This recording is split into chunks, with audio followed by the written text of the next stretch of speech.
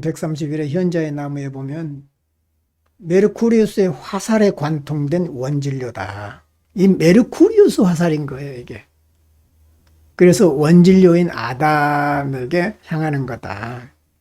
그러니까 이제 메르쿠리우스도 원진료고 아담도 원진료면서 메르쿠리우스도 라피스가 되는 근원적인 거고 아담도 라피스가 되는 거예요, 사실은. 그러니까 원진료 자체가 또 라피스인 거죠, 어찌 보면. 그래서 아담이 자기 몸에서 철학자, 현자의 나무를 자라게 한다. 현자의 나무가 아담을 자라게 하나요? 그럴 수도 있겠는데, 여기서는 이제 아담에게서, 원진료인 아담에게서 현자의 나무. 현자의 나무는 이제 철학자의 나무고, 철학자의 아들이고, 라피스겠죠. 근데 이제 우리가 이제 연금술의 이론을 알기 때문에 이제 현자의 나무가 라피스다 그러지만, 그림 자체로 본다면, 남근의 상징으로 보여요. 남근의 상징으로. 어떤, 남성에게 있어서의 남근이라고 하는 것은 또 뭘 의미하나. 나중에 이제 락강의 이제 남근 이론을 갖고 와서 이제 얘기를 좀 해볼까 합니다. 이런 부분은 좀 생각해 볼 필요가 있다. 그래서 연금술 작업에 대한 정신적인 태도는 무엇인가? 정신과 연금술의 그 화학 작업의 관계를 보여주는 작자 미상의 문헌을 보면 마음의 눈으로 세상의 이 작은 나무를 바라보라. 한 알의 밀알의 성장 과정을 관찰하여 철학자들의 나무를 심을 수 있게 하라. 결국 지혜의 나무는 그 작은 밀알에 썩어져서 지혜의 나무가 성장한다. 작은 밀알의 죽음으로 인해서 지혜가 탄생한다라는 이제 성서의 내용을 가지고 이런 얘기를 한 것 같습니다. 그래서 현자의 장미호는 말한다. 너의 영으로 하여금 소금을 향하게 하라. 소금이 지혜의 상징이에요. 그래서 지혜의 소금인 거예요. 그 영 안에서만 고대 철학자들의 은밀한 비밀이 감추어져 있다. 그러면서 연금술을 어떤 마음으로 이제 바라볼 것인가라는 것을 설명해 놨는데요.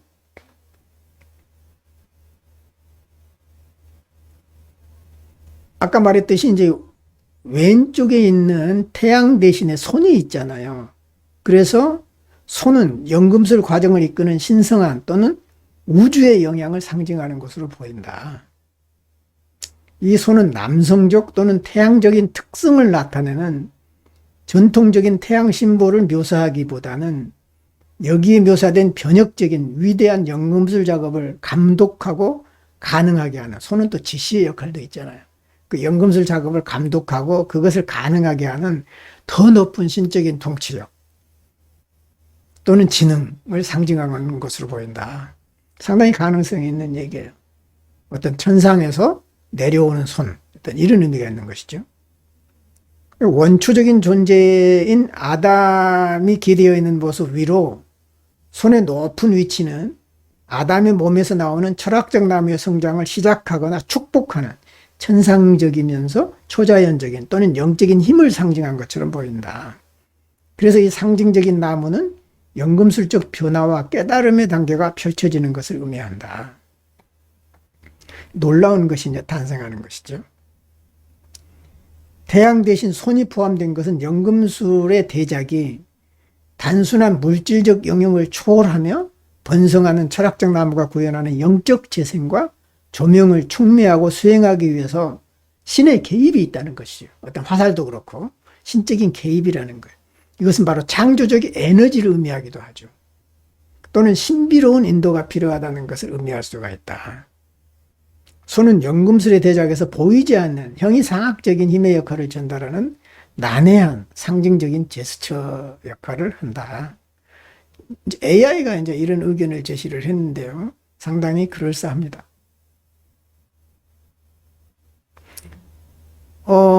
그래서 이제 그 코파일럿에다가 이제 물었어요. 그림 안에 있는 텍스트가 있는데 이 텍스트 원문을 보여주고 해석을 해달라. 내가 이제 대부분 물어보면 이제 잘 못해요. 왜냐하면 너무 이제 글자가 흐릿하거나 안 보여서 판독이 불가능하다 그런 얘기가 나오는데 이것은 어느 책에 소개가 되어 있는 것 같아요. 그래서 이제 라틴어로 된 쭉 얘기를 해주고요. 이 시적인 구절인데 나무, 자연, 그리고 아마도 사랑이나 그리움과 관련된 주제를 떠올리게 하는 것 같다. 그랬는데 오 나무를 품은 자 이런 뜻도 있고요. 그래서 자연과의 친밀한 관계를 암시하고 또 나무에 안기지 않는 한 자연을 통해 위안이나 성취감을 찾는다는 생각을 강조하고 또 남편의 헌신으로 늙어가는 사이프러스로 이제 번역할 수도 있는데 사이프러스 나무는 종종 애도나 정절과 관련이 있다 이렇게 봅니다. 마지막으로 사이프러스는 한때 소년 파에톤이었다. 파에톤은 그리스 신화에 나오는 인물로 태양의 전차를 운전하다 실패하여 비극적인 죽음을 맞이한 인물이다. 그래서 사이프러스 나무로 변형을 한 것은 인내나 또는 영원한 기억을 상징할 수 있다. 자세히는 모르지만 이제 이 나무와 글자에 얽힌 또 철학자의 나무와 자연성 또 죽음과 재생이라고 하는 주제에 관련된 글들이 위에 라틴어로 쭉 적혀져 있다는 것이죠.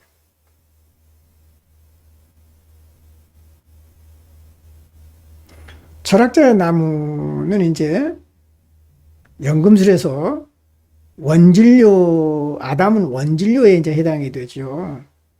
그 원진료는 만물의 기원으로 여겨지는 형태가 없는 원초적인 물질을 의미하죠. 그래서 연금술사들이 더 높은 형태로 변화시키려고 했던 근본적인 물질이다. 원시 물질의 상징으로 아담을 사용한 거죠. 성경의 창조 이야기와 변화와 깨달음을 위한 연금술적 탐구를 연결한다.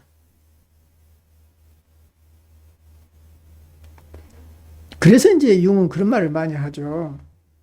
아담이 이제 안트로포스로 이제 그 최초의 이제 원진료, 온전한 인간으로 이제 설명하기도 하고요. 또 아담과 예수 그리스도를 비교해서 아담이 첫 번째 아담이라면 예수는 두 번째 아담이다. 그래서 이제 보다 진화되고 변화된 그런 상태로 설명하기도 합니다. 아까 이제 화살이 나왔잖아요. 이게 이제 머리쿠리우스의 화살인데 연금술에서 메르쿠리우스는 종종 변형제 또는 변형의 정신을 나타낸다. 메르쿠리우스는 다른 금속을 녹여 변신을 촉진하는 능력이 있는 금속 수은이다. 또는 퀵실버다. 그래서 아담을 관통하는 메르쿠리우스의 화살은 변화의 과정이 시작되는 것이다. 무언가에 이제 시작점을 주고 영향을 주고 에너지를 주는 이런 것이죠. 이는 변형 과정을 준비하기 위해서 초기 상태, 프리마 마테리아를 분해하고 용해하는 연금술적인 아이디어를 상징한다. 라틴어로 이제 아버 필라소피카, 이게 이제 철학적 나무란 뜻이에요. 이는 연금술적 변화의 단계와 영적 깨달음과 이해를 향한 상승을 의미한다. 아담의 몸에서 나무가 자라는 것은 초기 물질이 일련의 단계, 흔히 니그레도, 알베도, 루베도를 거쳐 정화되고 깨달은 상태에 도달하는 연금술 과정의 진행을 나타낸다. 이제 일반적으로 우리가 이제 알고 있는 연금술의 그 과정을 좀 쉽게 설명을 했습니다.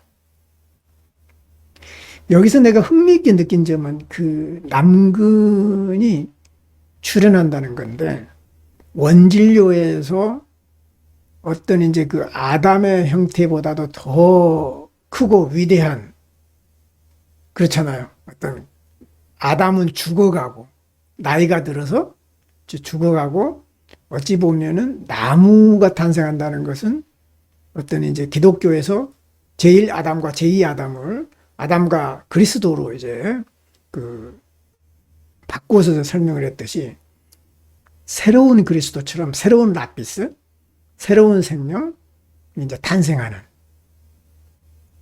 아직은 어찌 보면은 덜 온전해진 그 아담의 상태에서 완전한 아담이 탄생하는 이제 그런 과정이기도 하겠지요.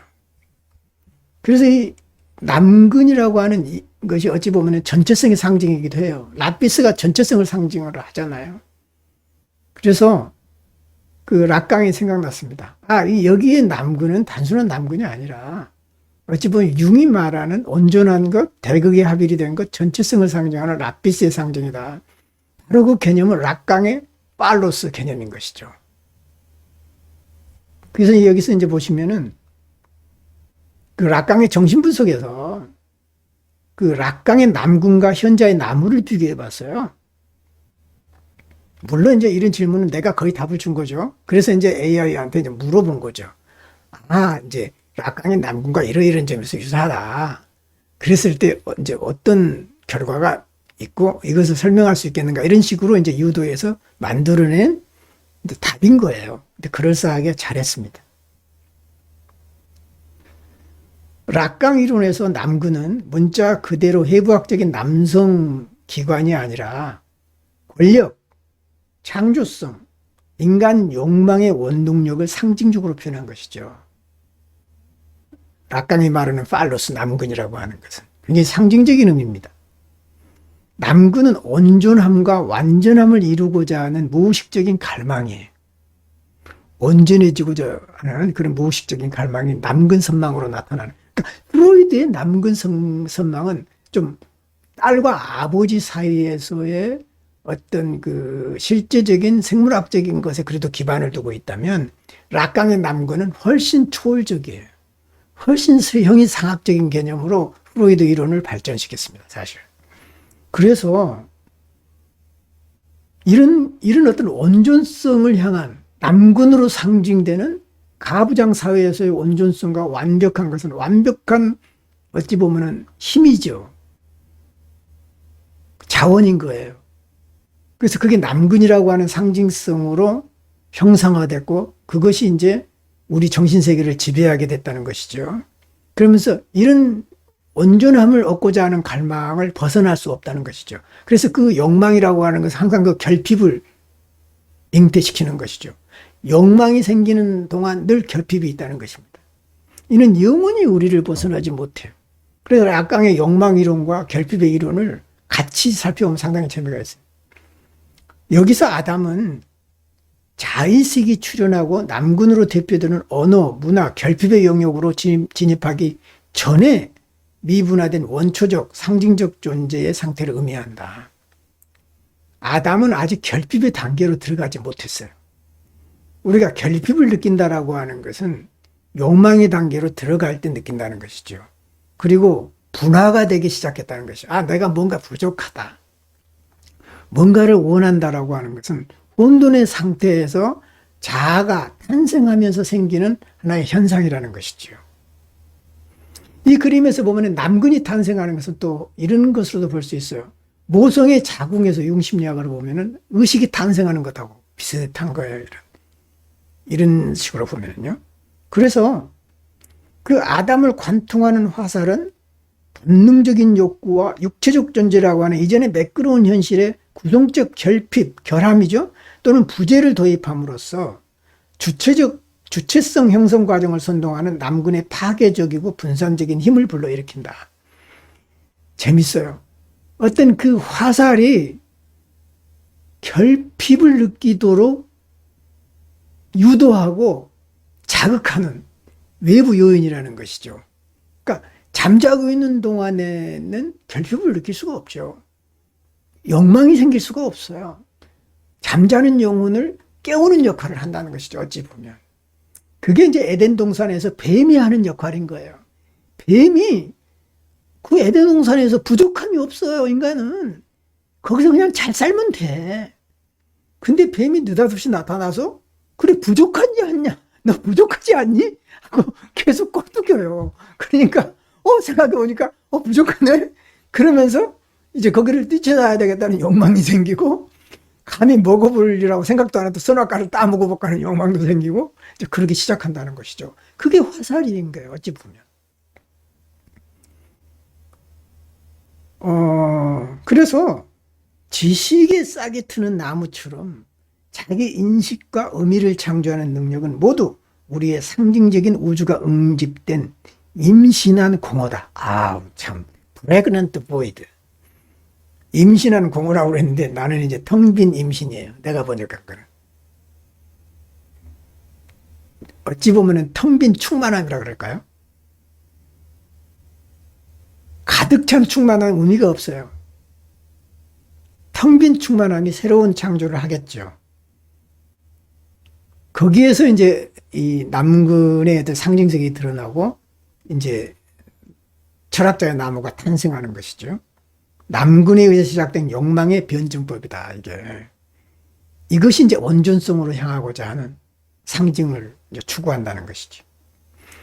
이런 이미지는 정신적인 생명을 움직이는 맹목적인 충동으로서의 남근과 관련된 메르쿠리우스의 역동성의 원리가 어떻게 무분별한 원초적 물질을 파괴하고 가속화하여 성장하고 복잡해지고 분할하고 하는 순환을 가속화시키는지 잘 설명해 준다. 그래서 남근을 보는 순간 락강의 그 남근 이제 심리학이 생각이 나서 정리해 봤는데 상당히 재밌습니다. 그죠?